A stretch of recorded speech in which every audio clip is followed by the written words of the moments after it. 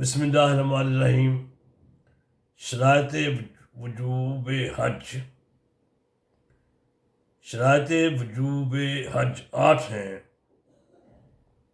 اسلامی تعلیمات کی روح سے ہر آدمی حج کے فرض ہونے کے لیے حج فرض ہونے کا علم ہونا، بالغ ہونا، عاقل ہونا، آزاد ہونا، صاحب استطاعت ہونا یعنی زادرہ اخراجات کی قدرت رکھنا، قدرت سواری یعنی صحت مند ہونا، حج کا وقت ہونا، شرائط کو پورا کرنا ضروری ہے۔ یہ وجوب شرائط ہیں۔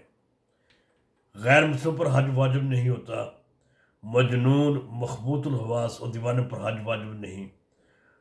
بچوں پر واجب نہیں، اگر کیا تو اگر جوان ہونے پر دوسری تمام شرائط پوری ہوں گی تو پھر ہی واجب حج ادا ہو سکے گا۔ استطاعت سے مراد ضرورت اصلیہ اور قرض سے محفوظ اتنی رقم ہو جو حج کے لیے کافی نہ ہو، بلکہ حج سے واپس گھر پہنچنے تک اس کے متعلقین کے نان و نفقہ کی ضروریات کے لیے کافی ہو۔ متعلقین سے مراد وہ لوگ ہیں جن کا شریعت کی روح سے خرچہ اس کی یعنی جو حج پہ جا رہا ہے اس کی ذمہ داری میں آتا ہے۔ صحت سے مراد ایسی بیماری میں مبتلا نہ ہو جس میں سفر کرنا ممکن نہ ہو، حکومت کی طرف سے پابندی نہ ہو، راستے میں امن و امان ہو، جان و مال کے تحفظ کا یقین ہو۔ یہ شرطیں ہیں، یہ سب مردوں عورتوں کے لیے ہیں۔ اس کا حکم یا اس کا فائدہ یہ ہے کہ یہ شرائط حج کے فرض ہونے کی بنیادی شرائط ہیں۔